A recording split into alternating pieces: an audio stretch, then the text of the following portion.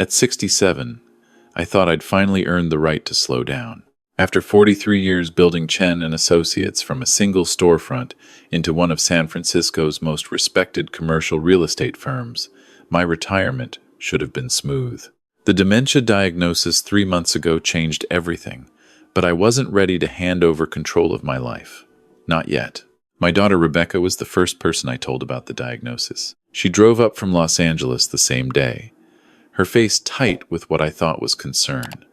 We sat in my living room overlooking the bay, and I watched her process the news. Early stage dementia, the doctor had said. Mild cognitive impairment. I'd forget appointments sometimes, lose track of conversations, struggle with complex financial decisions. But I was still me. Still Margaret Chen, still sharp enough to run my own life. "Mom, you can't stay here alone," Rebecca said, reaching for my hand. "What if you forget to take your medications? What if something happens and you can't call for help?" I pulled my hand back gently. "I'm not helpless, Rebecca. It's early stage. I have years before it gets serious. But why wait for something bad to happen? Let me move in, just temporarily. I can work remotely, help you manage things, make sure you're safe." Her voice was sweet, persuasive. The same voice she'd used as a child when she wanted something. I should have trusted my instincts then. That small, uncomfortable feeling in my chest when she smiled too quickly, agreed too easily to give up her life in LA. But she was my daughter, my only child. After her father died 8 years ago, it had been just the two of us. I wanted to believe she cared. She moved in 2 weeks later with 3 suitcases and a laptop.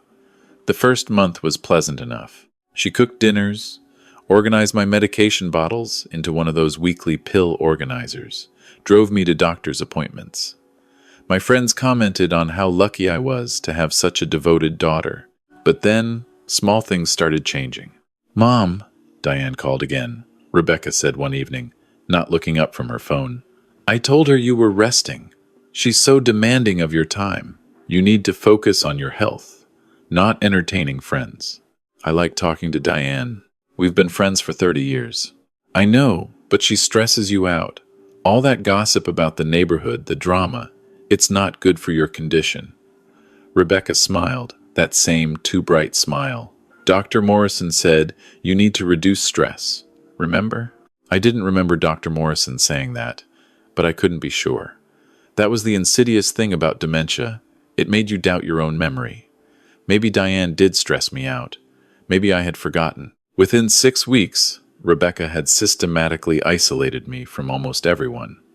She took over my phone, saying she'd manage the calls, so you don't get overwhelmed. She intercepted my mail, organized it into piles I rarely saw. She convinced me to stop attending my weekly book club because all those names and plot details are too confusing for you now. I felt like I was living in a fog, but I couldn't pinpoint exactly why. Everything Rebecca did seemed reasonable in isolation, helpful, even. But together, it felt like the walls were closing in. Then came the night that changed everything. I'd gotten up at 2 in the morning to get water. The condo was dark, and I moved quietly, not wanting to wake Rebecca in the guest room. As I passed her door, I heard her voice, low and urgent. "Just a few more months, Ryan. I promise." I froze. Ryan was her fiancé, a cryptocurrency trader she'd been dating for a year. "I hadn't met him yet," Rebecca said. "He was too busy with work to visit San Francisco." "I can't keep covering your casino debts."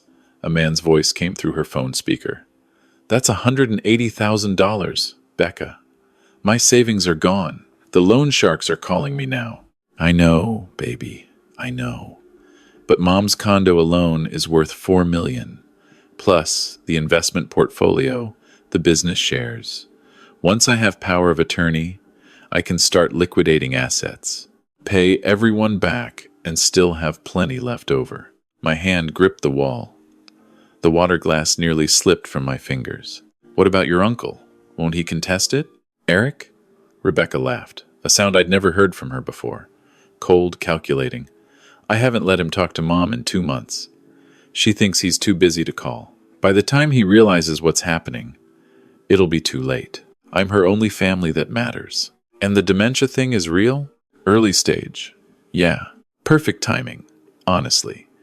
Just confused enough that she'll sign whatever I put in front of her, not gone enough that she'd be declared incompetent. The doctor said she has years of independence left, but no one else needs to know that.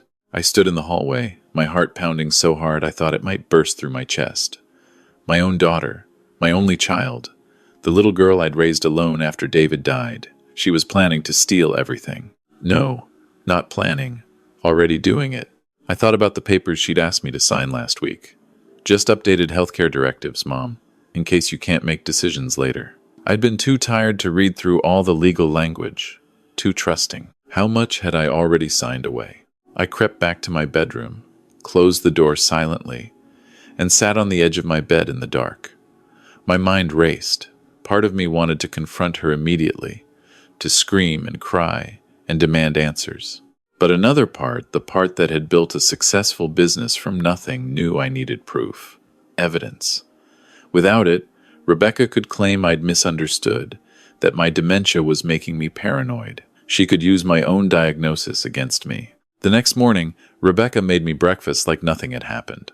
Scrambled eggs, whole wheat toast, my medications in their little cups. 2 pills this morning, Mom, she said cheerfully. The blue one is your blood pressure medication, and the white one is the new memory supplement Dr. Morrison prescribed. I looked at the pills. I'd been taking the blue blood pressure medication for 5 years, but the white pill was new, introduced by Rebecca last week. Supplement from the doctor, she'd said. I'd trusted her. Now I wondered, was it actually a supplement or something else? Something to make me more confused, more compliant? Actually, I'm not hungry this morning, I said, pushing the plate away. I think I'll just have coffee. But Mom, you need to take your medications with food. I'll take them at lunch. Rebecca's smile tightened. You know what the doctor said. Same time every day. It's important for managing your condition. I said I'll take them later. My voice came out stronger than I'd intended. We stared at each other across the kitchen island. For just a moment, I saw something flash in her eyes. Anger, frustration, then it was gone, replaced by wounded concern. Okay, Mom, whatever you think is best. She dumped the pills in the trash, letting me see her do it. I'm just trying to help.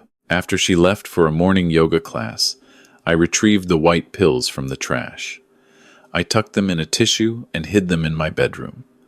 I'd have them tested. But first, I needed more evidence. That afternoon, I did something I never thought I'd do. I ordered security cameras. Not the obvious kind. I ordered tiny cameras that looked like phone chargers, smoke detectors, picture frames. I used my tablet to place the order, paying with a credit card I'd hidden in my bedroom dresser, one of the few Rebecca hadn't found yet. The shipping address was set to arrive at the building's main office, not my condo. When the package arrived 3 days later, I told Rebecca I was taking a nap and installed the cameras myself. One in the living room, hidden in a decorative vase. One in the kitchen, tucked into the side of the microwave. One in her bedroom, inside a stuffed animal I'd given her as a child that still sat on her shelf. I felt like a spy in my own home. It was humiliating, degrading, but necessary. The cameras connected to an app on my tablet. I could watch live feeds or review recordings. I set them to record continuously and waited. I didn't have to wait long. That very evening, after serving me dinner, Rebecca returned to the kitchen when she thought I was engrossed in a television show. I watched through the camera as she opened the pill organizer, the one she controlled, and carefully removed the blue blood pressure pills from several days' compartments. She replaced them with different blue pills from an unlabeled bottle in her purse. My stomach turned. She was switching my medications. How long had she been doing this? I kept watching. Rebecca pulled out her phone and made a call. It's working, she said.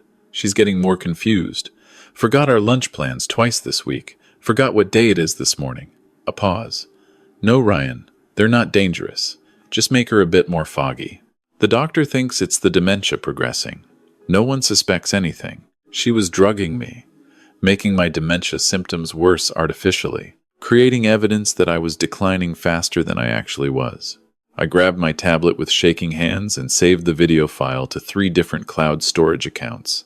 Then I sat back, trying to breathe through the rage and heartbreak. Over the next 2 weeks, I became an actress in my own life. I pretended to take the pills Rebecca gave me, hiding them under my tongue and spitting them out later. I pretended to be confused, forgetful, compliant. Meanwhile, I collected evidence. The cameras captured Rebecca, forging my signature on documents.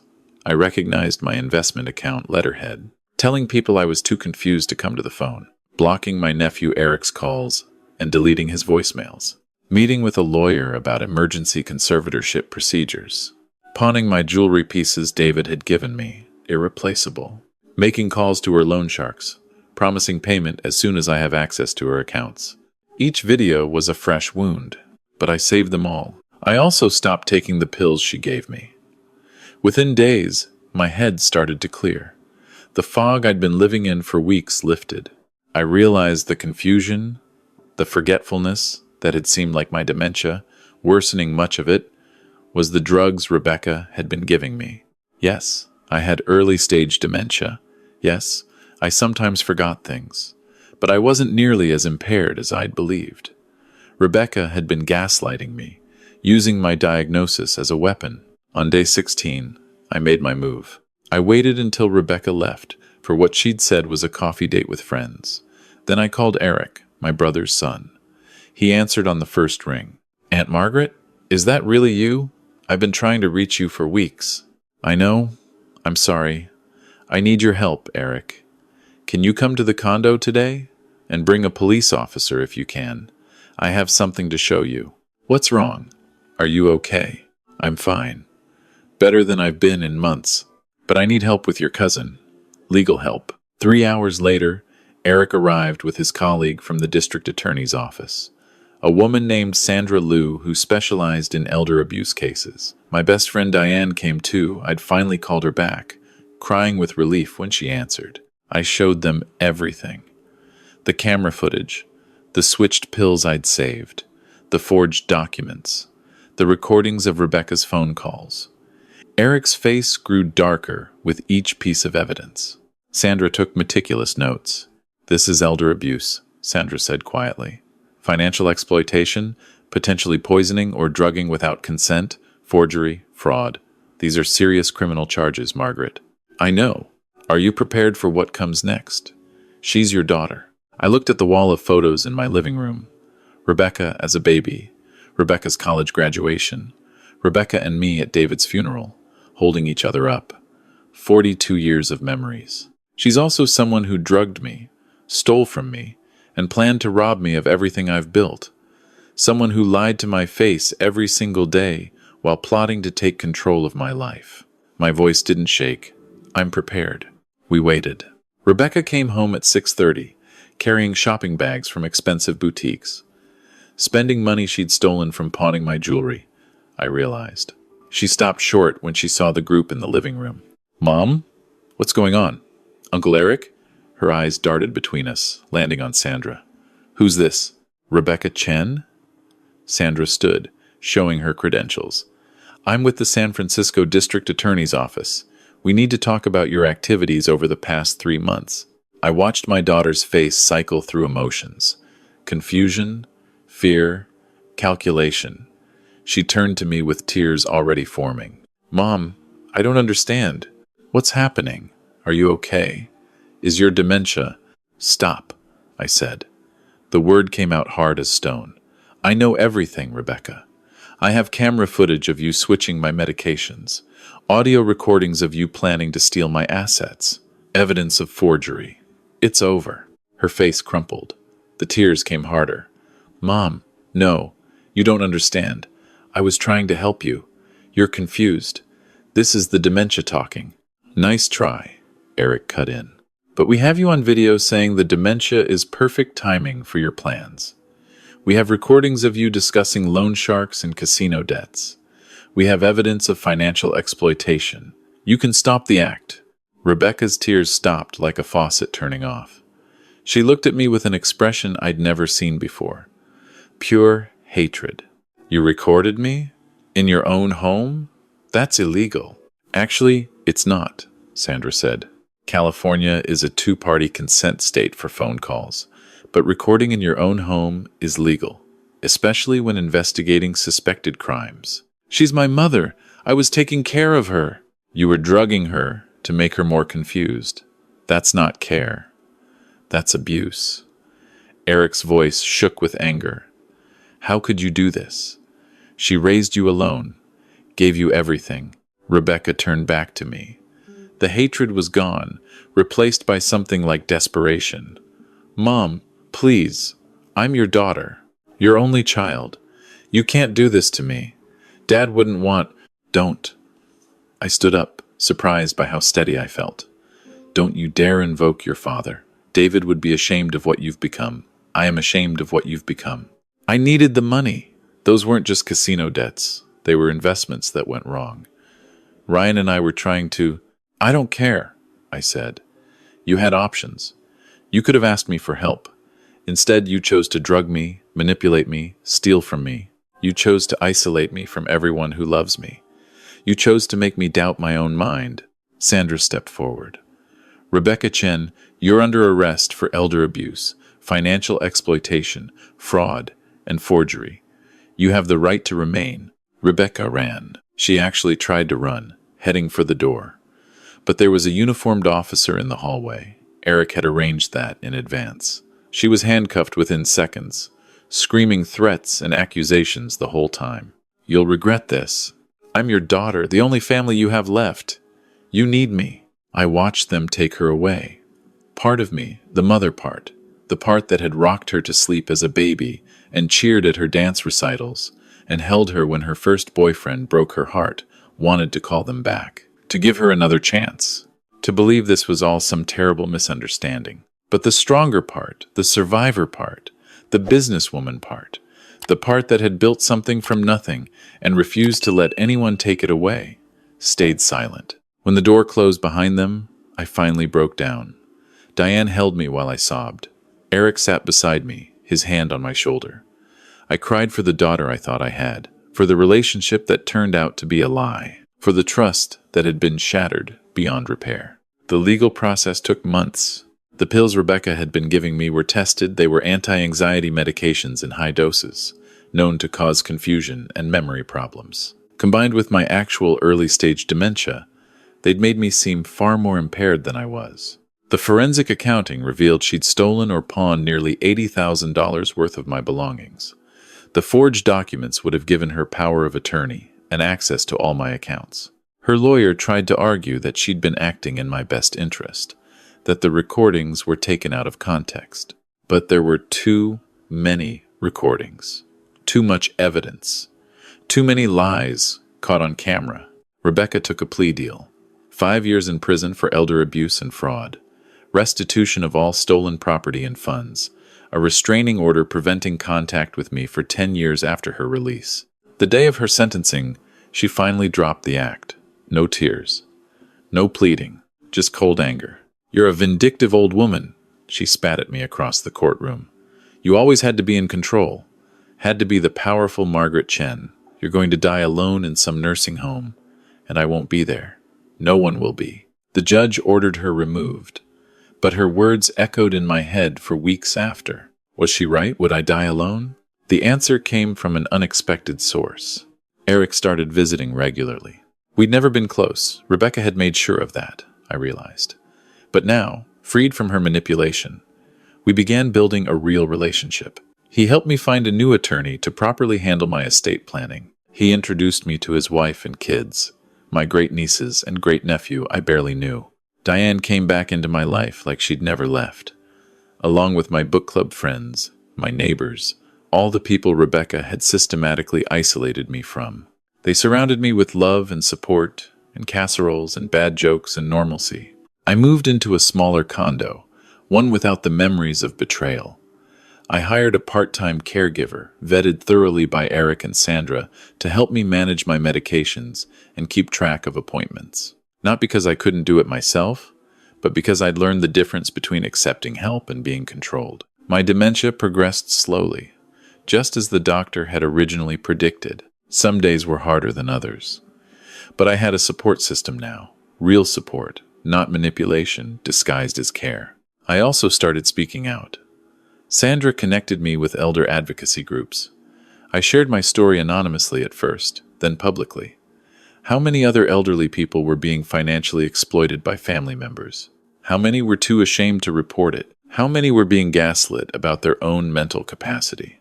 The cameras I'd installed saved my life. But the courage to use that evidence, to prosecute my own daughter that came from somewhere deeper, from the part of me that refused to be a victim, that demanded justice. 3 years later, I'm 70. My dementia is more noticeable now. I forget names sometimes, get confused about what day it is, need help with complex tasks.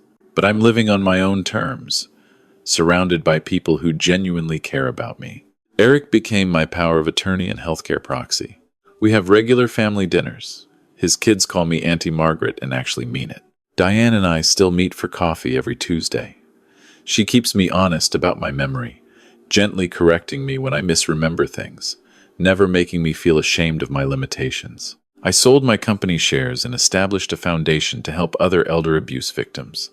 Maybe that's my real legacy, not the business empire, not the money, but helping others recognize the warning signs, find the courage to seek help, get justice. Rebecca was released on parole after 3.5 years.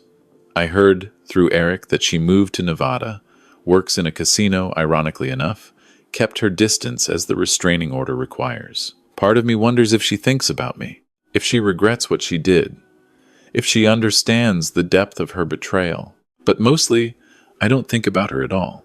I think about the life I almost lost, the independence Rebecca tried to steal, the dignity she attempted to strip away.